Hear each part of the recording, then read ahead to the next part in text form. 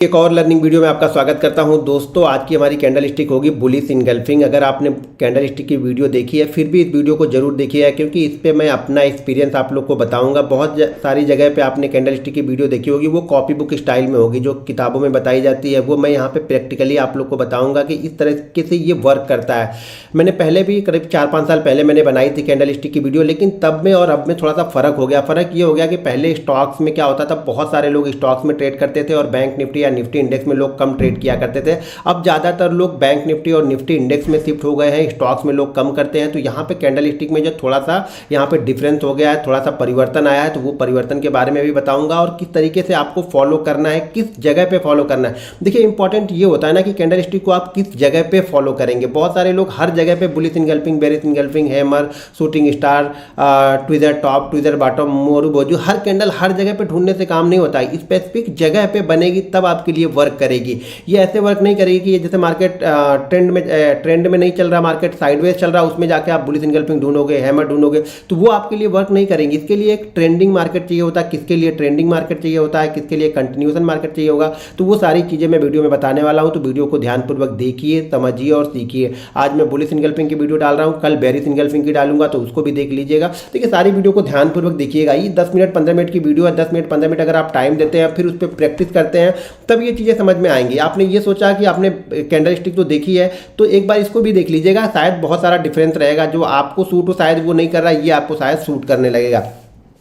तो यहाँ पे देखिए कैंडल स्टिक में देखिए बेरिश इनगल्फिंग में क्या क्या चीज़ें होनी चाहिए। तो पहली बात तो बेरिश इनगल्फिंग हम तब बुलिश इनगल्फिंग हम तब फॉलो करते हैं जब मार्केट का ट्रेंड डाउन ट्रेंड होगा। पहली कंडीशन यही है कि मार्केट का ट्रेंड डाउन हो। अब मान लीजिए मैं यहाँ से लेके चलता हूँ कैंडल स्टिक, मान लीजिए मैं बना के चलता हूँ और यहाँ से मार्केट का ट्रेंड कंटिन्यू। मैं ये भी बताऊँगा कि डेली चार्ट पर कैसे फॉलो करना है, बैंक निफ्टी में कैसे फॉलो करना है और स्टॉक्स में कैसे फॉलो करना है, ये सारी चीज़ें बताऊँगा। तो वीडियो को ध्यानपूर्वक लास्ट तक देखते रहिएगा, नहीं तो बाद में आप निकल के चले जाओगे आधी वीडियो देख करके, और स्टॉक्स वाली चीज़ें मैं बताऊंगा तो वो आप जाके बैंक निफ्टी में ट्रेड करोगे, फिर आप ट्रैप हो जाओगे, फिर आप बोलोगे यार मैंने कैंडल स्टिक की वीडियो तो देख ली लेकिन फिर भी मैं ट्रैप हो रहा हूँ। ये चीज़ ध्यान रखिएगा, सक्सेस रेट जो होगा ना वो आपका 70 से 80% ही होगा। ये ध्यान रखिएगा। हर जगह 2 कंडीशन आप मान के चलिए कि 2 से 3 आपके एसएल होने ही वाले हैं। ये हमेशा मान के ही ट्रेड कीजिएगा। इसीलिए ओवर कॉन्फिडेंस के साथ में जिस दिन आप ट्रेड करेंगे मार्केट उस दिन आपका सारा पैसा लेके जाएगा। तो ये ध्यान रखिएगा कि 70 से 80% आप मान के चलिएगा कि 7 से 8 ट्रेड मेरे चलेंगे, 2 से 3 ट्रेड मेरे एसएल भी होंगे, तो उसके लिए भी तैयार होगा। लेकिन ये 2 से 3 ट्रेड एसएल सही, जब आपने सही जगह पे ट्रेड लिया है तब की मैं बात कर रहा हूँ। ऐसा नहीं कि आप कहीं भी जाके घुस के ट्रेड ले रहे हो फिर आप देख रहे हो कि इसका सक्सेस रेट 70-80% होगा, ऐसा बिल्कुल नहीं होगा। तो यहाँ पे क्या होगा, सबसे पहले चीज तो ये होगी कि मार्केट का जो ट्रेंड होगा वो डाउन ट्रेंड होगा। मार्केट कंटिन्यू यहाँ पे डाउन ट्रेंड में आ रहा है, ठीक है, मार्केट कंटिन्यू डाउन, ठीक है। जितना अच्छा डाउन ट्रेंड, ये चीज़ों को ध्यान में रखिएगा। किसी भी रिवर्सल पैटर्न के लिए ना उतना अच्छा ट्रेंड पहले होना चाहिए जो अगेंस्ट ट्रेंड होता है। मान लीजिए हम बुलिश इनगल्फिंग ट्रेड करेंगे तो बुलिश इनगल्फिंग के लिए क्या चाहिए, पहले हमें चाहिए down trend, market continue down trend में आ रहा हो और यहाँ पे ऐसा देखने से ऐसा लग रहा हो कि सेलर ये छोड़ने के लिए तैयार ही नहीं है। सेलर को लग रहा है कि सेलर की पूरी कंट्रोल में और ये नीचे की तरफ जाएगा, और जब ये फीलिंग आपको आएगी कि यार ये रिवर्स होगा ही नहीं, उसी समय क्या होगा, कुछ ऐसी चीज़ें बनेंगी जहाँ से मार्केट रिवर्स हो जाएगा और लोग एक्सपेक्ट नहीं करेंगे उस जगह पर। और ये ध्यान रखिएगा सबसे छोटा है। पहली कंडीशन क्या है कि मार्केट का ट्रेंड क्या होना चाहिए, डाउन ट्रेंड होना चाहिए। अब डाउन ट्रेंड में भी कुछ चीज़ें हैं जो मैं आगे आप लोग को बताऊंगा कि इसको निफ्टी में, बैंक निफ्टी में कैसे देखना है, स्टॉक्स में कैसे देखना है और डेली चार्ट में क्या फॉलो करना है।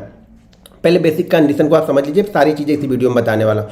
उसके बाद क्या होगा, यहाँ पे एक डाउन ट्रेंड चला, डाउन ट्रेंड आ गया, डाउन ट्रेंड के बाद क्या करना है, डाउन ट्रेंड के बाद में यहाँ पे एक रिवर्सल आया, यहाँ पे 2 कैंडल बनेगी। बुलिश इनगल्फिंग जो है 2 कैंडल का पैटर्न है, ठीक है। एक कैंडल यहाँ पे रेड बनेगी जो छोटी होगी और दूसरी यहाँ पे ग्रीन बनेगी जो बड़ी ग्रीन कैंडल होगी। इसके अंदर ये रेड कैंडल इनगल्फ हो जाएगी, यानी इस रेड कैंडल को ये ग्रीन वाली कैंडल कवर कर लेगी। मान के चलिए कि अगर यहाँ पे कोई इंसान खड़ा हुआ है तो उसको ये वाली कैंडल नहीं दिखेगी, सिर्फ ये वाली कैंडल ही दिख रही है, तो ये मान लीजिए इनगल्फ हो गया। क्या किया है इसने, इनगल्फ कर लिया, तो इसीलिए इसका नाम है बुलिश इनगल्फिंग। पहले ट्रेंड डाउन था, सडनली यहाँ पे बायर एक्टिव हुआ। देखिए ये डाउन ट्रेंड, यानी जो कैंडल रेड कैंडल बनी है छोटी वाली ना, उससे भी नीचे मार्केट गया, मार्केट एक बार उससे भी नीचे यहाँ पे गया और जाने के बाद ये ऊपर आके क्लोज करके यहाँ पे इस पूरी कैंडल को कवर कर लेता है। यानी पूरे जो ये डाउनफॉल है इस कैंडल का ये डाउनफॉल पूरी तरह से ये कैंडल कवर कर लेती है। तो ये कैंडल हो गई है बुलिश इनगल्फिंग।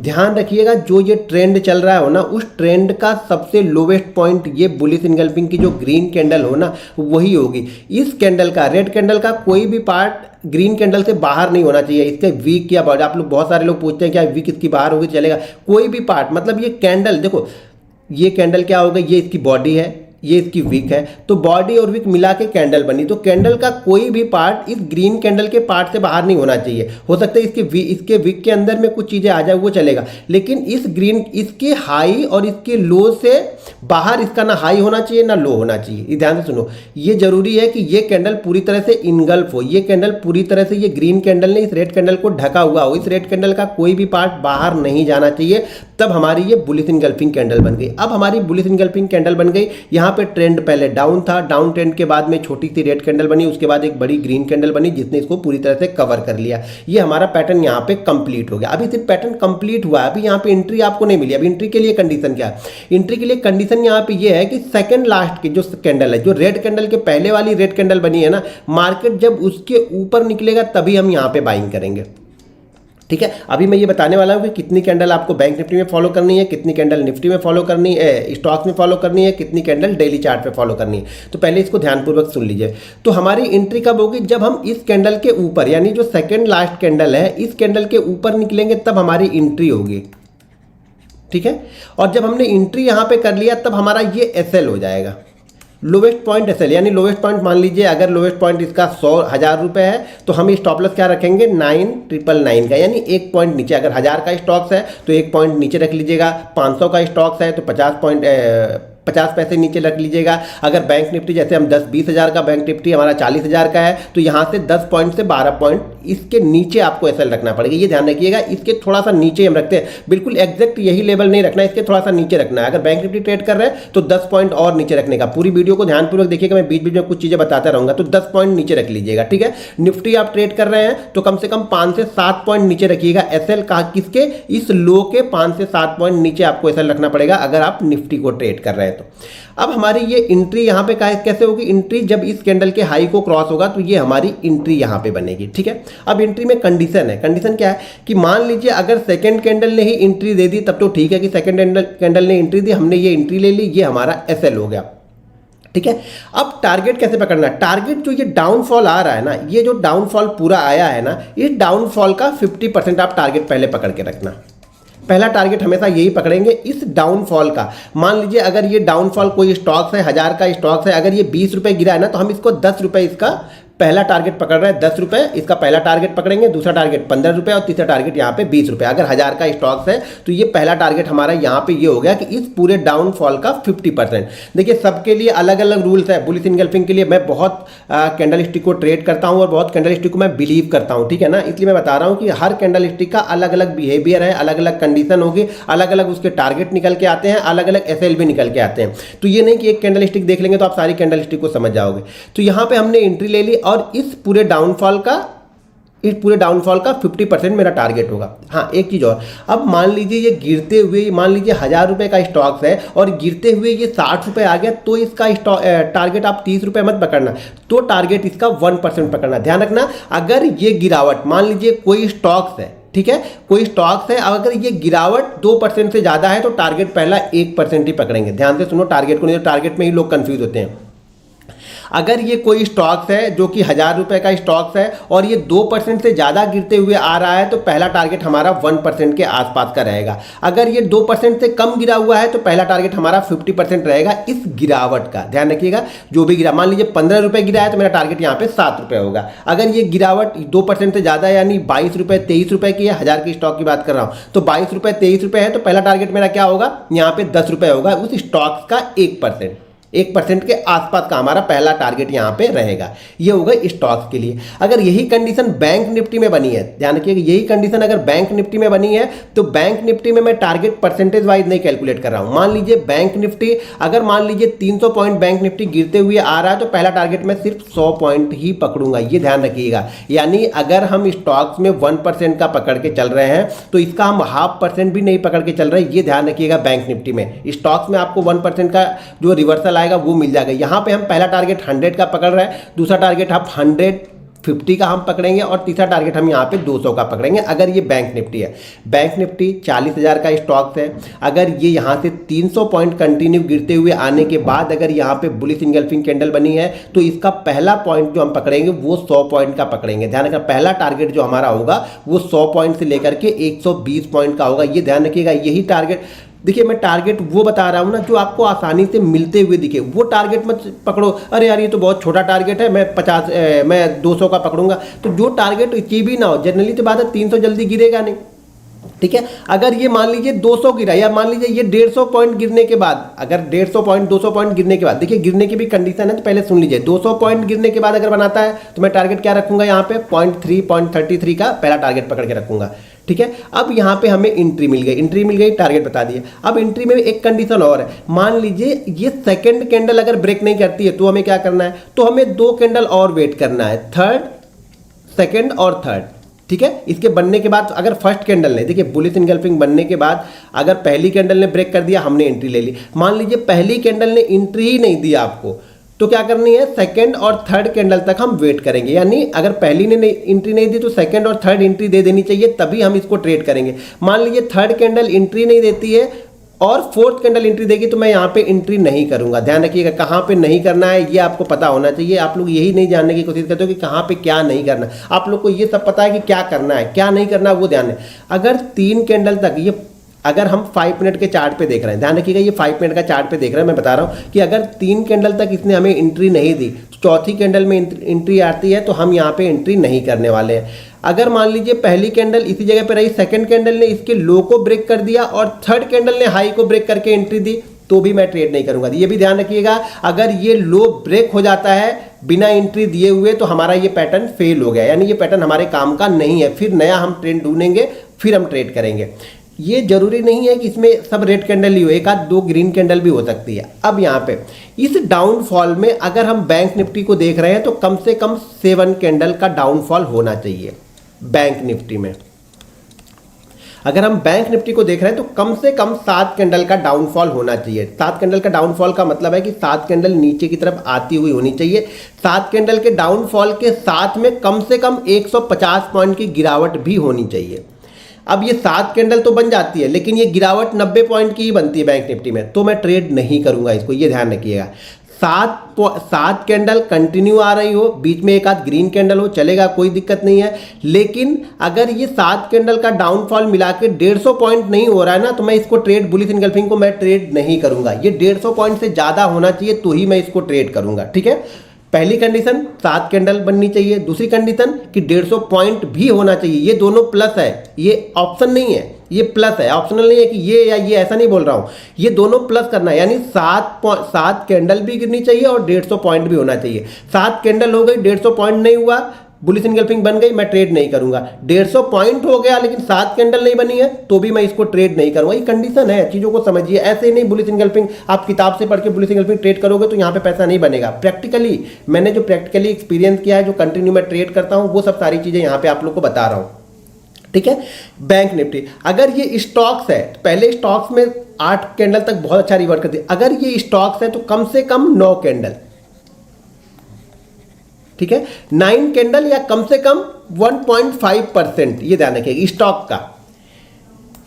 ये 2 कंडीशन है, दोनों प्लस करनी है। अगर ये मान लीजिए हम किसी स्टॉक्स में देख रहे हैं, ये बैंक निफ्टी में मैंने देखा तो हमें कम से कम 7 कैंडल चाहिए और 150 पॉइंट चाहिए। अगर ये किसी स्टॉक्स में हम देख रहे हैं तो कम से कम 9 कैंडल बननी चाहिए और उसके बाद क्या होना चाहिए, या 9 कैंडल और 1.5% की गिरावट होनी चाहिए। अगर 8 कैंडल बनी है और 1.5% गिरा है, मैं ट्रेड नहीं करूंगा। हो सके मतलब लमसम कर सकते हैं, लेकिन अगर मान लीजिए 7 कैंडल ही बनी है और 1.5% बना, मैं बिल्कुल ट्रेड नहीं करूंगा, वो फेल होता, ज्यादातर फेल हो जाएगा, यानी आपका फिर सक्सेस रेट फिर 50-50 हो जाएगा। अगर आप 7 कैंडल, 5 कैंडल, 6 कैंडल पे ट्रेड करते हो तो 9 कैंडल कंटिन्यू आनी चाहिए। इस 9 कैंडल में 2 कैंडल ग्रीन भी बनेगी, चलेगा, कोई दिक्कत नहीं है। 2 कैंडल, लेकिन फ्लो डाउनफॉल ही होना चाहिए, इसका जो मोमेंटम होना चाहिए वो डाउन में ही होना चाहिए, ठीक है। तो 9 कैंडल और 1.5% ये होना चाहिए स्टॉक्स के लिए। समझ में आ रहा है ना भाई, ये स्टॉक्स के लिए होना चाहिए। अगर यही चीज हम डेली चार्ट पे देख रहे हैं, इसी बुलिश इनगल्फिंग को हम डेली चार्ट पे देख रहे हैं, तो कम से कम 4 कैंडल की गिरावट होनी चाहिए, चाहे वो इंडेक्स हो चाहे वो स्टॉक्स हो।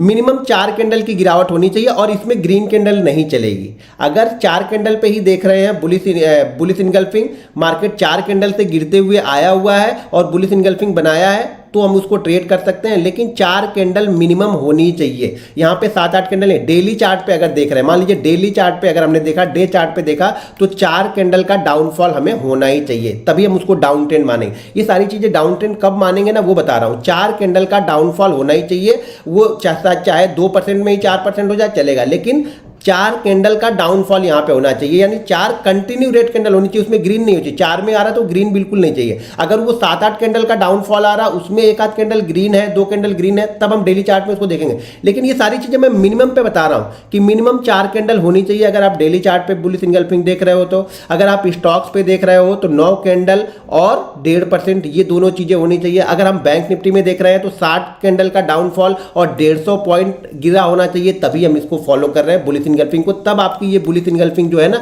वो काम करेगी। दूसरी चीज, ये बुलिश इंगल्फिंग काम वहां पे करती है जहां पे सपोर्ट रहता है। अब देखो सपोर्ट कैसे, मान लीजिए ये बुलिश इंगल्फिंग कहां पे बन गई, मार्केट गिरते हुए आ रहा और ये बुलिश इंगल्फिंग बन गई है 40,000 के आसपास, यानी 40,000, 40,050, 39,960 यहां पे बनेगी तो ये वर्क करेगी। क्यों? क्योंकि ये राउंड लेवल जो होता है वो सपोर्ट लेवल होता है, ठीक है। इस जगह पे वर्क करेगी 40,000, 45,000, 35,000, 36,000, मतलब इस जगह पे जहां पे भी जाएंगे 41,000, 42,000, 40,500, 41,500 राउंड फिगर, यानी 500 वाले राउंड फिगर के पास अगर बैंक निफ्टी में बन रही तो बहुत अच्छा वर्क करेगी। इसका रिजल्ट बहुत अच्छा आपको मिलेगा अगर ये 500 वाले राउंड फिगर के आसपास में कर रही है। दूसरा, या तो कोई ट्रेंड लाइन का सपोर्ट हो, पैरेलल लाइन का सपोर्ट हो, मूविंग एवरेज का सपोर्ट हो, वहां पे बन रही है तो वहां पे बहुत अच्छा वर्क करेगी। जबरदस्ती फ्लो में मत लेना, देखो। और अगर मार्केट का सेंटीमेंट ही खराब हो तो वहां पे मत ढूंढना बुलिश इंगल्फिंग या बेरिश इंगल्फिंग, कोई भी कैंडल। मार्केट का सेंटीमेंट ही खराब हो, मान लो मार्केट में कोई न्यूज आ गई, मार्केट कंटिन्यू गिर रहा, वहां पे बुलिश इंगल्फिंग नहीं ढूंढना है, वहां पे ये वर्क करेगी ही नहीं, ये ध्यान रखना आप लोग को। नॉर्मल मार्केट हमारा चल रहा है, जैसे कोई न्यूज वूज नहीं है, मार्केट नॉर्मल चल रहा है, कंटिन्यू स्टॉक्स नॉर्मल चल रहा है, वहां पे हम ये सब सारी चीजें फॉलो करेंगे। जब कोई न्यूज आएगी ना तो कोई भी सपोर्ट काम नहीं करेगा, कोई भी रेजिस्टेंस काम नहीं करेगा, सेंटीमेंट काम करता है वहां पे, ये ध्यान रखना, वहां पे काम करता है सेंटीमेंट। तो ये मतलब अगर आपको ये मान के चलो कि 100 दिन आप ट्रेड कर रहे हो ना, तो उसमें से 8-9 दिन ऐसे भी मिलेंगे जो सेंटीमेंट वर्क करते हैं, तो वहां पर ये चीजें वर्क नहीं करती हैं और आप लोग वहीं पर ये चीजें ज़्यादा ढूंढते हो। ये भी ध्यान आपको रखना है कि अगर आपने ट्रेड लिया है तो इस ट्रेड का एसएल भी है, ये एसएल छोटा सा एसएल होगा, उसका टारगेट बहुत अच्छा होगा, ध्यान रखना। तो एसएल पे निकल भी जाना है, बैठे नहीं। बहुत सारे लोग ट्रेड लेने के बाद एसएल कट जाता है फिर भी बैठे रहोगे, तो फिर बुलिश इंगल्फिंग का मतलब ही नहीं है ना, आप उसके पूरे रूल्स को फॉलो ही नहीं कर रहे। रूल्स नंबर 1, अब पहले एक बार फिर से बता देता हूं, देख अगली जब वीडियो बनाऊंगा ना तो उसमें बुलिश इंगल्फिंग और बेरिश इंगल्फिंग दोनों का आपको एग्जाम्पल भी चार्ट पे बता दूंगा, ठीक है। पहला सिचुएशन क्या है कि डाउनफॉल होना चाहिए। डाउनफॉल कितना होना चाहिए? अगर बैंक निफ्टी है तो कम से कम 7 कैंडल गिरते आनी चाहिए, डाउनफॉल होना चाहिए 7 कैंडल का, और 150 पॉइंट का डाउनफॉल होना चाहिए, तब हम बैंक निफ्टी में इसको कंसीडर करेंगे। अगर ये स्टॉक्स है तो 9 कैंडल कम से कम गिरे होनी चाहिए, मतलब मोमेंटम 9 कैंडल का जो होना चाहिए वो डाउन में होना चाहिए, और प्लस में 1.5% स्टॉक गिरा होना चाहिए, अपने स्टॉक प्राइस का 1.5% गिरा होना चाहिए। अगर यही चीज हम डेली चार्ट पे फॉलो करते हैं तो कम से कम 4 कैंडल कंटिन्यू रेड बनती आनी चाहिए, उसके बाद बुलिश इंगल्फिंग बनेगा तो हम इसको फॉलो करेंगे। एंट्री हमारी कहां पे होगी? एंट्री हमारी सेकंड लास्ट कैंडल यानी रेड कैंडल के ऊपर। अब मान लो कि ये रेड कैंडल भी इस ग्रीन कैंडल से नीचे है तो इस ग्रीन कैंडल के ऊपर ही कर लेंगे। कंडीशन तीनों मैंने बता दी। एक कंडीशन ये होगी कि ये रेड कैंडल हाई होगा तो हम जब इसके ऊपर निकलेगा मार्केट तब बाई करेंगे। एक कंडीशन ये हो सकती है कि ये रेड कैंडल भी ग्रीन कैंडल से नीचे ही हो तो हम इसी ग्रीन कैंडल के ऊपर बाइंग कर लेंगे। सिचुएशन ये है कि अगर 3 कैंडल के अंदर में अगर ये हाई ब्रेक होता है तो मैं इसको ट्रेड करूंगा। 3 कैंडल से पहले अगर लो ब्रेक करके हाई ब्रेक कर रहा तो मैं इसे ट्रेड नहीं करूंगा। चीज़ें समझ में आ रही हैं? अगर आप लोग को कैसी लगी वो मुझे कमेंट करके जरूर बताइएगा। और नेक्स्ट वीडियो बेरिश इंगल्फिंग की जो है मैं कल करीब 10 से 11 बजे अपलोड कर दूंगा, तो उस वीडियो को भी देखिएगा। जब दोनों वीडियो का कॉम्बिनेशन देख लेंगे ना तो आपको चीज़ें समझ में आएंगी। एक डाउन ट्रेंड में मिलेगा, एक अप ट्रेंड में मिलेगा, तो आपको कम से कम 2 कैंडल ट्रेड कर देखिए। जब तक किसी कैंडल पे आप कम से कम 40-50 ट्रेड नहीं लोगे ना, वो कैंडल आपके लिए वर्क नहीं करेगी। तो पहले पैसा मत ढूंढो, पहले प्रैक्टिस ढूंढो, एक्सपीरियंस ढूंढो, कॉन्फिडेंस ढूंढो, तब पैसा यहाँ पे बनेगा। वीडियो पसंद आए तो लाइक और शेयर कीजिए। मिलते हैं नेक्स्ट वीडियो में। जय हिंद।